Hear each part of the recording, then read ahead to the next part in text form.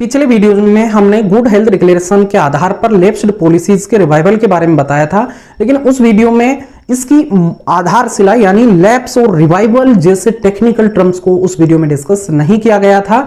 इस वीडियो में हम जानेंगे कि एक इंश्योरेंस पॉलिसी कब लैप्स होती है और लैप्स होने के बाद में पॉलिसी होल्डर को कौन कौन से नुकसान उठाने पड़ सकते हैं।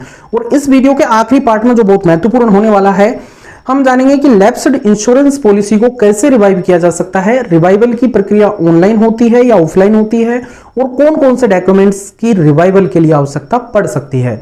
इस वीडियो की कहानी शुरू करूं उससे पहले आप जल्दी से लाल रंग के सब्सक्राइब वाले बटन को हिट करके बगल के बेल आइकन को भी प्रेस कर दीजिएगा, क्योंकि दोस्तों हम आपके लिए बीमा से संबंधित भारी भरकम शब्दों और बीमा के जो कॉन्सेप्ट्स हैं उनको आसान शब्दों में आपके लिए रेगुलर बेसिस पर परोसते रहते हैं।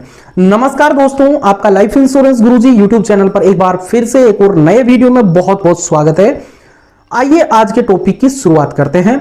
इंश्योरेंस पॉलिसी लैप्स और रिवाइवल के जो कॉन्सेप्ट है उनको समझने से पहले हमें इंश्योरेंस पॉलिसी के टाइप्स के बारे में समझना होगा। आपने कहीं न कहीं टर्म इंश्योरेंस शब्द जरूर सुना होगा। टर्म इंश्योरेंस कुछ नहीं होता, एक बीमा का प्रकार होता है, और दूसरा जो प्रकार होता है वो एंडोमेंट बीमा होता है या बंदोबस्ती बीमा हिंदी में उसको बोले तो। ये दोनों ही लाइफ इंश्योरेंस के प्रकार है। एंडोमेंट बीमा और टर्म इंश्योरेंस में क्या डिफरेंस होता है? एंडोमेंट इंश्योरेंस का मतलब ये होता है कि जिसमें आपको रिस्क कवर यानी आपका लाइफ का कवर और साथ साथ सेविंग भी उसमें होती है, यानी आपको मैच्योरिटी बेनिफिट भी उसमें मिलते हैं। For example Jeevan Umang, LIC का जीवन आनंद, जीवन लाभ, दूसरा सिंगल प्रीमियम एंडोमेंट प्लान, ये सभी जो प्लान हैं ये एंडोमेंट टाइप के प्लान हैं। और दूसरा टर्म इंश्योरेंस होता है। टर्म इंश्योरेंस में केवल आपका लाइफ कवर शामिल होता है, इसमें सेविंग का कंपोनेंट नहीं होता है। अगर मैं इसे आसान भाषा में बोलूं तो इसमें आपके साथ कुछ होने की स्थिति में यानी आपके डेथ या एक्सीडेंट होने की स्थिति में आपको बेनिफिट मिलेगा। अगर आप पूरी पॉलिसी टर्म के दौरान सर्वाइव कर जाते हैं तो आपको किसी भी प्रकार का बेनिफिट दे नहीं होगा। अब आप सोच रहे होंगे कि चारों तरफ लोग तो टर्म इंश्योरेंस लेने की सलाह देते हैं, फिर जबकि इसमें सर्वाइवल बेनिफिट कुछ नहीं मिलता है सर्वाइवल करने की स्थिति में। तो इसकी एक पूरी कैलकुलेशन के साथ हम टर्म इंश्योरेंस का डेडिकेटेड वीडियो आपके लिए बना देंगे, क्योंकि इस वीडियो में अगर उसको शामिल करने के लिए गया तो इस वीडियो की भी खिचड़ी हो जाएगी, वो भी आप समझ नहीं पाएंगे। तो बहरहाल आज के जो टॉपिक है उसी के ऊपर हम फोकस करते हैं। तो आपको समझ में आ गया, दो प्रकार के बीमा होते हैं। नंबर एक टर्म इंश्योरेंस, दूसरा एंडोमेंट टाइप। टर्म इंश्योरेंस में केवल रिस्क कवर शामिल होता है, जबकि एंडोमेंट में रिस्क कवर के साथ साथ आपका सेविंग वाला कंपोनेंट भी शामिल होता है। अब यहां पर सबसे महत्वपूर्ण सवाल आता है कि एक इंश्योरेंस पॉलिसी कब लैप्स होती है भाई? तो इसका सीधा सा जवाब है जब ग्राहक प्रीमियम भरना बंद कर देता है। तो प्रीमियम भरना बंद करने के तुरंत बाद होती है या कोई टाइम गैप होता है उसमें, कि कोई समय लगता है लैप्स होने में? तो जी हां बिल्कुल दोस्तों, इसके लिए एक टाइम फ्रेम फिक्स किया गया है। अगर आपके पास एंडोमेंट टाइप पॉलिसी है तो ड्यू डेट से आप 6 महीने काउंट कर लीजिए, तब जाकर के आपकी पॉलिसी लैप्स होगी। अगर आपका टर्म इंश्योरेंस है तो ड्यू डेट से 15 दिन के बाद आपकी पॉलिसी लैप्स हो जाएगी। अब अगला सवाल आता है कि पॉलिसी लैप्स होने की स्थिति में ग्राहक को कौन कौन से नुकसान उठाने पड़ सकते हैं।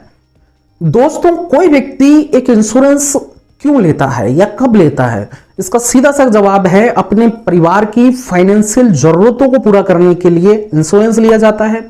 अगर लैप्स हो जाती है तो लैप्स होने के बाद में इंश्योरेंस कंपनी के द्वारा जो आपने बीमा लिया है उस कॉन्ट्रैक्ट को नल एंड वॉइड डिक्लेयर कर दिया जाता है। मतलब ये है कि दोस्तों, आपको साथ में कुछ भी हो जाए तो भी आपको जो नॉमिनी है उसको कुछ नहीं मिलेगा। आपके बीमा की सारी कंडीशनें लैप्स होने की स्थिति में खत्म हो जाती है। मतलब ये है कि बीमा खत्म हो जाता है आपका। अब दूसरा नुकसान क्या होता है? अगर पॉलिसी लैप्स होती है और आपको फिर से उसको रिवाइव करना पड़ेगा। अगर आप रिवाइव करने के लिए जाते हैं तो आपको लेट फीस के तौर पर इंटरेस्ट पे करना पड़ता है, साथ में उस इंटरेस्ट पर एक्स्ट्रा आपको GST पे करना पड़ता है। ये दोनों अमाउंट जो है कितना होगा वो आपके प्रीमियम के ऊपर निर्भर करता है। अब मान लेते हैं कि किसी ग्राहक की पॉलिसी किसी कारणवश लैप्स हो चुकी है, उसे रिवाइव करना है, तो उसे क्या करना पड़ेगा? तो यहां पर आपकी पॉलिसी को रिवाइव करने के लिए सबसे पहला तो यह है कि आपको ब्रांच को विजिट करना ही पड़ेगा। अगर आपका बीमा LIC में है तो लैप्स पॉलिसी को रिवाइव करने के लिए आप अपने एजेंट से भी संपर्क कर सकते हैं। आगे की प्रक्रिया वो ऑफलाइन मोड में पूरी करवा देंगे। LIC में रिसेंटली गुड हेल्थ डिक्लेरेशन के आधार पर भी रिवाइवल का जो फैसिलिटी है उसको ऑनलाइन कस्टमर डिजिटल जो पोर्टल है उसके माध्यम से उपलब्ध कराया गया है, लेकिन फिलहाल ये जो प्रोसेस है वो पूरी तरीके से वर्किंग नहीं है। हम जल्दी इसके लिए एक डेडिकेटेड वीडियो आपके लिए इस चैनल पर उपलब्ध करा देंगे, तो आप इस चैनल को सब्सक्राइब जरूर करके रख लीजिएगा। जब आपकी पॉलिसी लैप्स हो जाती है तो आपको 2 मैसेज वहां पर लैप्स वाले दिखाई देते होंगे, जहां पर एक जगह लिखा होगा policy lapsed without surrender value, policy lapsed with some surrender value. Policy lapsed without surrender value कब होती है? तो नॉर्मली एंडोमेंट टाइप की जो पॉलिसी होती है उसमें ये मैसेज आएगा।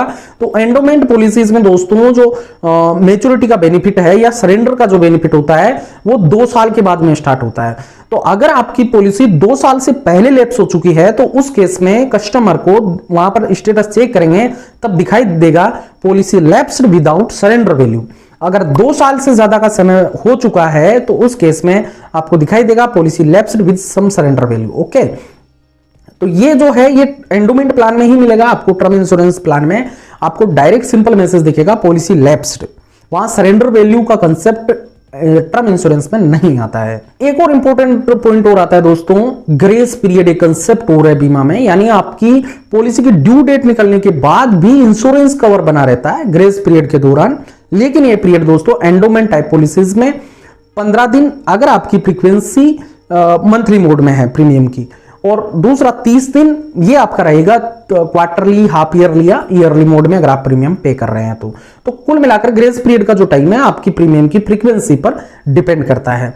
इसके बारे में ग्रेस पीरियड, सरेंडर वैल्यू, ये 2 नए कंसेप्ट इस वीडियो में डिस्कस हुए हैं, तो इसके बारे में हम आगे एक वीडियो लेकर आएंगे। आज के वीडियो में बस इतना ही। जल्दी एक और नए वीडियो के साथ आपके साथ हाजिर होते हैं, आपके साथ जुड़ते हैं। तब तक के लिए आप लाइफ इंश्योरेंस गुरुजी देखने के लिए जल्दी से इस चैनल को सब्सक्राइब कर लीजिए। अगर ये वीडियो पसंद आया हो तो लाइक वाला बटन भी जरूर दबा दीजिएगा और इस वीडियो को ज्यादा से ज्यादा लोगों के साथ शेयर कीजिएगा।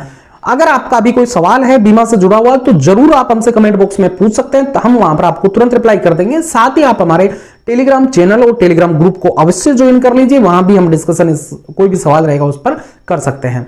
अगर दोस्तों इस वीडियो को आप फेसबुक पर देख रहे हैं तो हमारे लाइफ इंश्योरेंस गुरुजी फेसबुक पेज को भी जरूर फॉलो कीजिएगा। मिलते हैं जल्द ही नेक्स्ट वीडियो में, तब तक के लिए हमें इजाजत दीजिए। जय हिंद, जय भारत।